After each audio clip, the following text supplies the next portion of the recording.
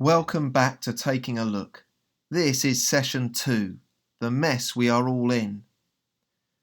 Last time we saw that God made everything and everyone, so he's in charge of everything and everyone. We also saw that he came into the world in the person of Jesus. Jesus showed that he was God by the amazing things that he did. When he spoke, creation obeyed. A raging storm was calmed instantly. Now, before we move on, I want to warn you that today we get the bad news. But I also want to say that it's good to know the bad news. It's like being told that you're seriously ill. It's bad news, but it's good to know the bad news because then you can get the treatment that you need. Well, there's some great news to come next time, but we'll never understand how good it is until we understand the things that we're looking at today. I finished last time by saying that although God made the world good, the world is far from good now. So what went wrong? Let's find out by looking again at the Bible.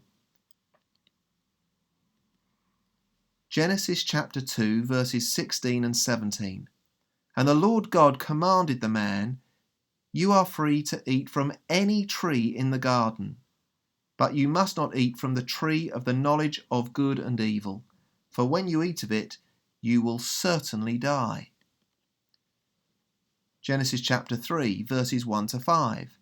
Now the snake was more crafty than any of the wild animals the Lord God had made. He said to the woman, "Did God really say, 'You must not eat from any tree in the garden'?" The woman said to the snake, "We may eat fruit from the trees in the garden, but God did say, 'You must not eat fruit from the tree that is in the middle of the garden, and you must not touch it, or you will die.'" "You will not surely die," the snake said to the woman, "for God knows that when you eat of it, your eyes will be opened, and you will be like God, knowing good and evil." This is where things started to go wrong in the world. God gave the people he had made a simple command not to eat from just one tree, along with a warning of what would happen if they disobeyed. But that is exactly what they did, and the results were tragic. They believed that God was not telling the truth, and that he was probably just trying to spoil their fun. So they listened to a creature instead of their creator. They liked the idea of deciding for themselves what was good and evil and what was right and wrong.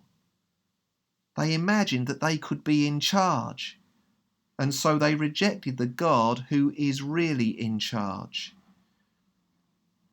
I don't know what you personally think about yourself, but most people like to think that they are good, and on the outside many appear to be quite good.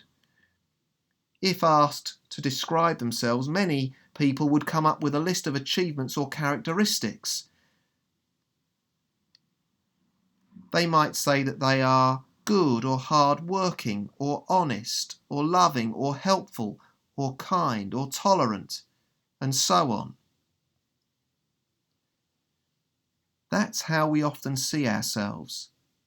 But the most important thing is how God sees us. According to God, we have all treated him in exactly the same way as the man and woman that we've just read about. Let me show us what the Bible tells us about every single one of us. Romans chapter 3, verses 10 to 12. As it is written, "There is no one righteous, not even one. There is no one who understands, no one who seeks God. All have turned away. They've together become worthless. There is no one who does good, not even one." That word righteous means right with God. But the verses we've just read tell us that there is no one who is right with God. There is no one righteous, not even one. Despite lots of things that we think are good about us, God says that we are not good, not by his standards. If we're honest, we know that we're not as good as we think. Sometimes it's obvious because the bad things in our lives have actually come to define us.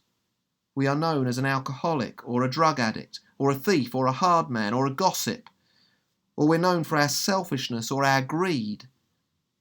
But even when it's not so obvious to others, we all know that there is more to us than the things that we consider to be good. When you look on the inside, you see that despite appearances, our lives are full of other things too. Things like pride, selfishness, laziness, envy, addiction, cheating, and plenty more besides. Sure, there are some good things, but there is also a lot that is not good. Most seriously, we have all pretended that we are in charge and that we know best. We have all listened to other creatures, perhaps friends or family or our culture, but we have ignored and rejected our Creator, God, the one who is really in charge and the one who really knows what is best. That is why there are many things for which we are rightly ashamed, perhaps things that no one else knows about. Just in case we are not sure that this is us, just see how that Bible verse rubs our nose in the fact that this attitude that ignores God is in us all. I'll put it back on the screen. It highlights it no less than 7 times in just 2 sentences. It says, "There is no one righteous," that's 1. "Not even one," that's 2. "There is no one who understands," that's 3. "There is no one who seeks God," 4. "All have turned away," that's 5. "They have together become worthless. There is no one who does good," that's 6. "Not even one," that's 7. Basically, we are all guilty before God, and the Bible sums it all up in just one word: sin. Sin is basically saying, shove off God, I'm in charge, no to your ways. Well, that is how the first man and the first woman treated God, and that is how we all treat him. We don't even think of him. We think about what we're going to eat or what we're going to watch on telly or what we're going to buy next or how our team did, but not God. We have all chosen to live our lives without him. And the result is that our world and our lives are messed up. You only have to look at the news on any day of the week to see it. There is selfishness, greed, corruption, addiction, murder, people starving, broken relationships, antisocial behaviour, and loads more besides. These things are all the result of a world full of people who do as they please and ignore the God who made them. But a messed up world and messed up lives are not the only result of our sin. Our final Bible reading tells us what will happen in the end. Hebrews chapter 9, verse 27. People are destined to die once, and after that, to face judgment. That verse tells us that one day we will all die and that we will all be judged. Well, now, knowing that we are all sinful and knowing what you know about yourself, I wonder how you feel about the prospect of meeting God and being judged by him. Well, you might think that you'd be able to blag your way through by producing a list of the good things you've done, like the one I showed you earlier. But God knows all the other stuff too.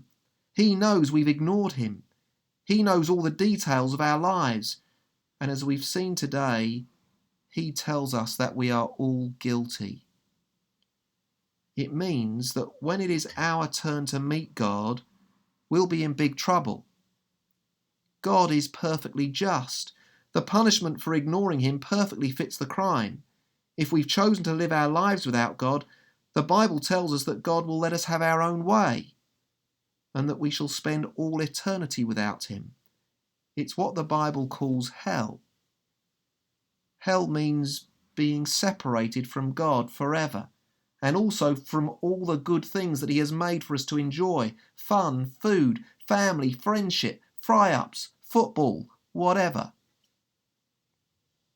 Most people would say that justice is good. It is. People often want justice, especially if they have been treated badly. But when it comes to facing God and His perfect justice, you may think twice. You see, God would be just in condemning each and every one of us, for there is no one righteous, not even one. Thankfully, this is not the end of the Christian message. There is some really good news to follow. Although today has definitely been the bad news, it's good to know the bad news because then something can be done about it. And next time, we'll find out what God has done. Take a few moments now to think about what you've heard. It may help to consider these few questions. First, before today, what did I think of myself? And what did I think God thought of me? Second, how would I answer that now? And finally, do I agree or disagree that I have ignored God and am not right with Him? If you'd like to ask a question about what you have just heard, feel free to email takingalook.help@gmail.com and one of us will get back to you. And if you'd like to, you could include your address or just your postcode, as there may be someone or a church local to you who may be best placed to help. Today, you've heard the bad news. Next time you'll hear the good news, and it really is the best news ever.